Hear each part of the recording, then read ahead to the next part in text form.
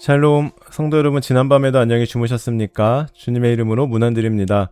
TKPC 새벽 묵상에 오신 것을 환영합니다. 오늘은 7월 9일 목요일입니다. 내일까지 계속되는 프라미스랜드 여름 캠프 위에서 계속해서 기도해 주시고요. 또 무더운 날씨에도 아이들을 위해 맛있는 음식을 준비해 주시는 모든 권사님들, 집사님들, 성도님들을 위해서도 기도해 주시기 바랍니다. 자, 그럼 오늘 통독할 말씀 함께 살펴보도록 하겠습니다. 오늘 통독하실 말씀은 민수기 29장과 30장의 말씀입니다. 민수기 29장은 하나님께서 이스라엘 백성들에게 나팔절, 속죄일, 초막절 등 절기마다 드려야 하는 제사에 대해 자세히 알려주고 계시고요. 30장은 하나님께 한 서원과 맹세에 대한 규례에 대해 가르쳐주고 계십니다. 그럼 먼저 민수기 29장의 말씀을 세 번역으로 읽어드리겠습니다. 일곱째 달 그 달 초하루에는 거룩한 모임을 열고 생업을 돕는 일은 아무것도 하지 말아라. 그날은 나팔을 부는 날이다. 너희는 나 주를 향기로 기쁘게 하는 번제로 수송아지 한 마리와 순양 한 마리와 1년 된 어린 순양 7마리를 흠 없는 것들로 바쳐라. 이와 함께 너희는 기름에 반죽한 고운 밀가루를 곡식제물로 바치되 수소 한 마리에는 10분의 3 에바를 바치고 순양 한 마리에는 10분의 2 에바를 바치고 어린 순양 7마리의 경우에는 어린 순양 한 마리마다 10분의 1 에바씩을 바쳐라. 또 순념소 한 마리를 속죄제물로 바쳐 너희의 죄를 속하여라. 이러한 제사는 나 주에게 불살라 바치는 나를 기쁘게 하는 향기 제사로서 세 달에 바치는 번제와 거기에 딸린 곡식제물과 날마다 바치는 번제와 거기에 딸린 곡식제물과 거기에 딸린 부어드리는 제물 외에 따로 바치는 것이다. 같은 달 일곱째 달 열흔날에도 너희는 거룩한 모임을 열고 고행하여라. 너희는 아무 일도 해서는 안 된다. 너희는 나 주를 향기로 기쁘게 하는 번제로 수송아지 한 마리와 순양 한 마리와 1년 된 어린 순양 7마리를 골라서 바쳐라. 이와 함께 너희는 기름에 반죽한 고운 밀가루를 곡식제물로 바치되 수소 한 마리에는 10분의 3 에바를 바치고 순양 한 마리에는 10분의 2 에바를 바치고 어린 순양 7마리의 경우에는 어린 순양 한 마리마다 10분의 1 에바씩을 바쳐라. 또 순념소 한 마리를 속죄제물로 바치는데 이것은 죄를 속하는 속죄제물과 날마다 바치는 번제와 거기에 딸린 곡식제물과 부어드리는 제물 외에 따로 바치는 것이다. 일곱째 달 보름날에도 거룩한 모임을 열고 생업을 돕는 일을 아무것도 하지 말아라. 이래 동안 주 앞에서 절기를 지켜라.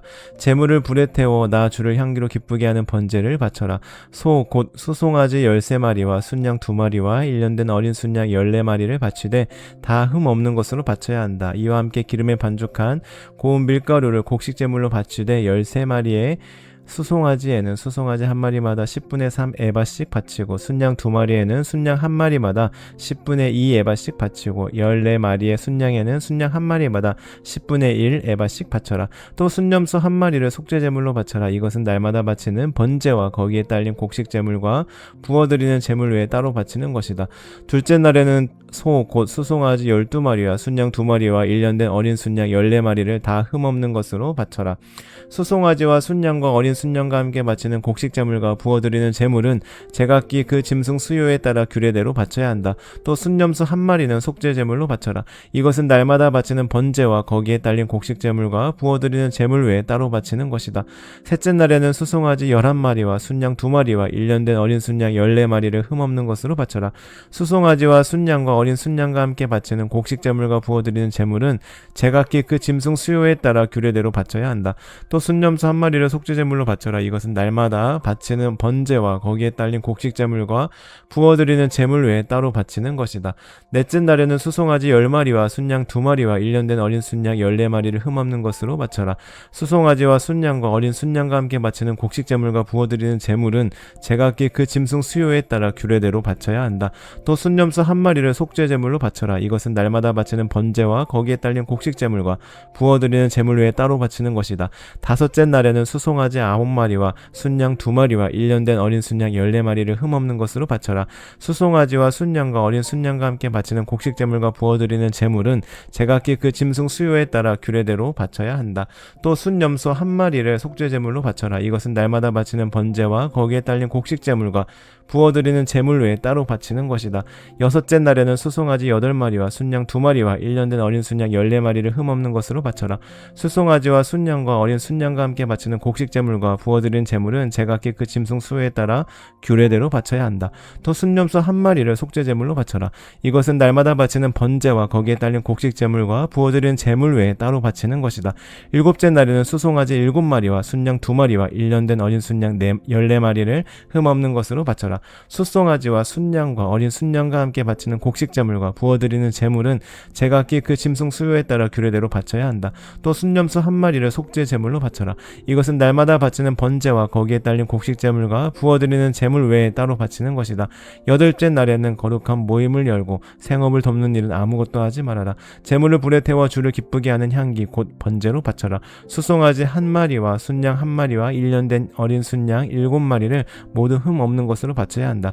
수송아지와 순양과 어린 순양과 함께 바치는 곡식제물과 부어드리는 제물은 제각기 그 짐승 수요에 따라 규례대로 바쳐야 한다. 또 순념소 1마리를 속죄제물로 바쳐라. 이것은 날마다 바치는 번제와 거기에 딸린 곡식제물과 부어드리는 제물 외에 따로 바치는 것이다. 정한 절기가 오면 위에서 말한 번제와 곡식제물과 부어드린 제물과 화목제물을 바쳐라. 이것은 너희가 자원제와 서원제 말고 따로 나 주에게 바쳐야 하는 것들이다. 이렇게 모세는 주님께서 그에게 명하신 모든 것을 이스라엘 자손에게 말하였다. 이어서 민수기 30장입니다. 모세는 이스라엘 자손 각 지파 우두머리들에게 말하였다. 이것은 주님께서 명하신 것입니다.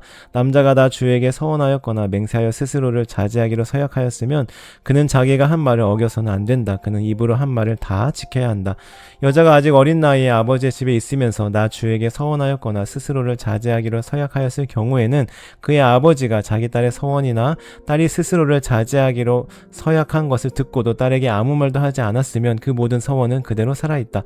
그가 한 서원과 스스로를 자제하기로 한 서약은 모두 그대로 성립된다. 그러나 딸이 스스로를 자제하기로 한 모든 서약과 서원을 아버지가 듣고서 그날로 말렸으면 그것은 성립되지 않는다.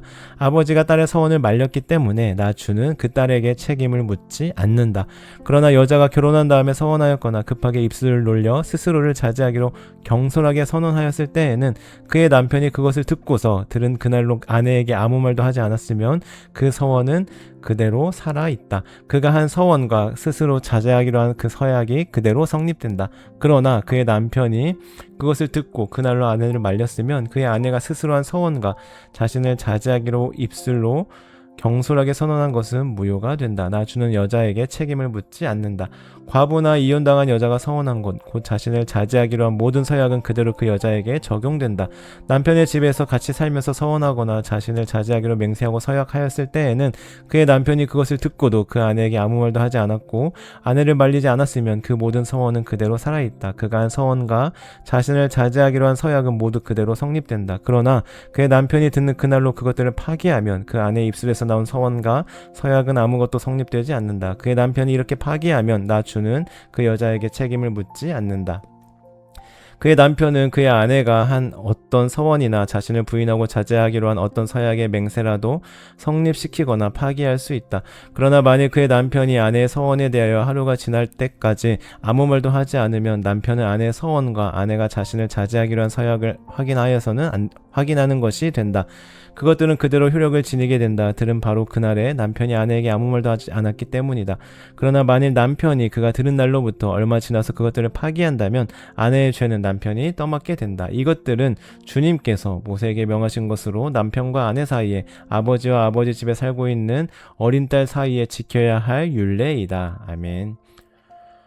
우리 함께 통독한 말씀 가운데 오늘은 30장의 말씀을 중심으로 함께 묵상하도록 하겠습니다. 여러분 혹시 그 서원이라는 단어 다 아시죠? 예전에 어렸을 때 그 부흥 강사 목사님들 간증을 들어보면 부모님께서 우리 아들을 목회자로 바치겠습니다 하며 서원을 하셔서 태어날 때부터 목회자의 운명으로 살아갔다는 간증을 참 많이 들었던 기억이 납니다.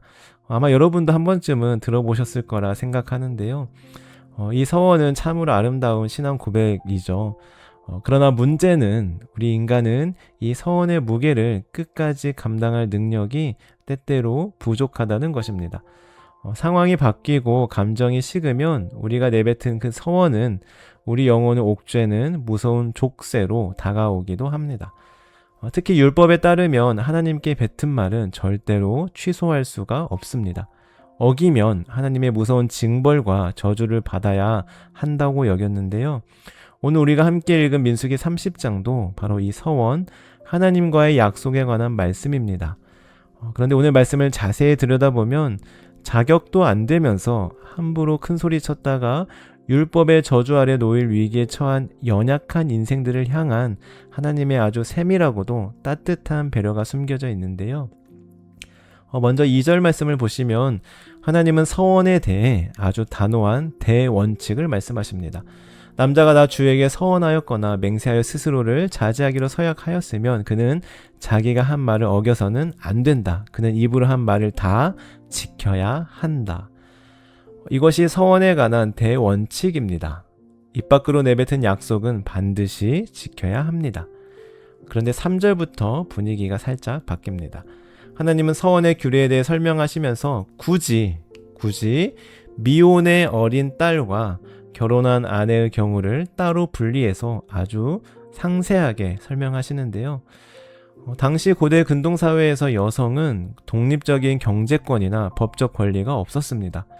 아버지나 남편의 집에 속해 보호를 받는 연약한 존재로 여겨졌죠. 그런데 어느 날 어린 딸이 감정에 휩싸여 혹은 분위기에 취해 스스로 하나님께 서원을 했다고 가정해 보겠습니다. 가령 어린 딸이 저희 집 양떼의 절반을 하나님께 바치겠습니다 라고 맹세했는데 그 딸에게는 자기 소유의 양이 한 마리도 없습니다. 다시 말해 이 서원은 애초에 갚을 능력이 없는 불가능한 맹세이죠. 그렇다면 이때 이 딸은 어떻게 됩니까?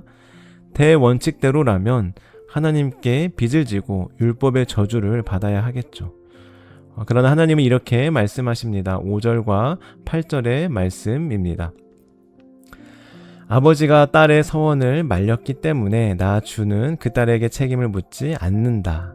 그의 아내가 스스로 한 서원과 자신을 자제하기로 입술로 경솔하게 선언한 것은 무효가 된다. 나 주는 그 여자에게 책임을 묻지 않는다.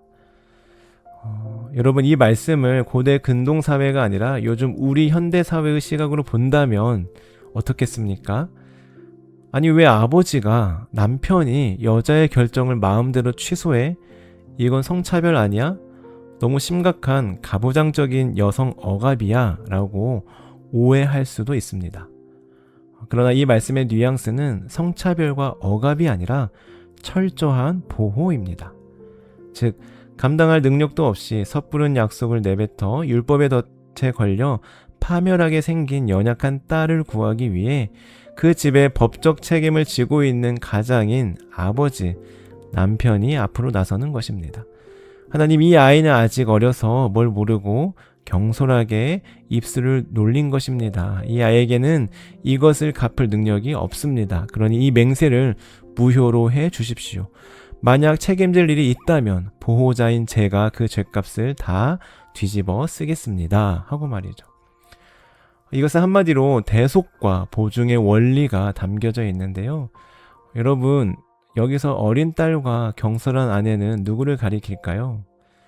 네, 바로 우리 자신의 영적 실존이라고 할 수 있습니다. 그리고 여기서 남편, 아버지는 바로 우리 예수님을 의미한다고 할 수 있습니다.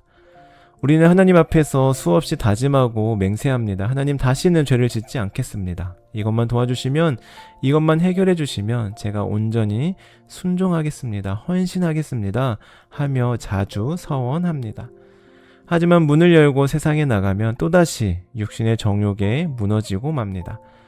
우리의 이러한 다짐은 우리를 구원할 능력이 없습니다. 이때 바로 우리의 영원한 보호자가 되시는 예수님께서 나서주시는 것입니다. 하나님, 이들은 저들의 잘못을 알지 못합니다. 저들이 경솔하게 내뱉은 맹세와 모든 죄의 책임을 제가 대신 감당하겠습니다. 그래서 예수님은 우리를 위해 십자가에 못 박히시고 부활하심으로 우리의 죄를 대신 감당하시고 우리를 구원해 주셨습니다.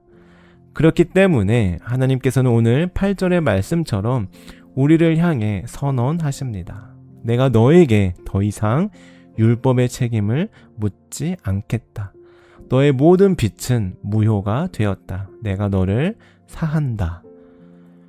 사랑하는 성도 여러분, 오늘 민수기 30장의 말씀을 대략적으로 살펴보면 그저 딱딱한 서원 규례로 느껴질 수 있습니다. 그러나 말씀을 깊이 묵상하면 이 딱딱해 보이는 율법 속에서 자격 없는 우리를 위해 친히 보호자가 되어주시는 예수님의 사랑을 발견할 수 있습니다. 오늘 하루 나의 연약함과 잦은 실패 때문에 스스로를 자책하거나 절망하지 마시고, 또한 내 얄팍한 의지와 다짐을 의지하지도 마시고 우리의 영원한 보호자 되시며 내 모든 죄를 대신 짊어지신 예수님의 은혜와 대속의 사랑만을 굳게 붙들고 나아가는 복된 한 날 되시기를 주님의 이름으로 축원합니다. 기도하시겠습니다. 하나님 아버지, 오늘 민수기의 말씀을 통하여 율법의 무서운 잣대 앞에서도 연약한 자를 덮어주시려는 아버지의 세밀하고도 따뜻한 사랑을 발견하게 하시니 감사합니다. 주님, 우리는 은혜를 받을 때마다 수없이 다짐하고 서원했지만 문을 열고 나가면 이내 그 결심을 잊어버리고 쓰러지는 참으로 연약한 자임을 고백합니다.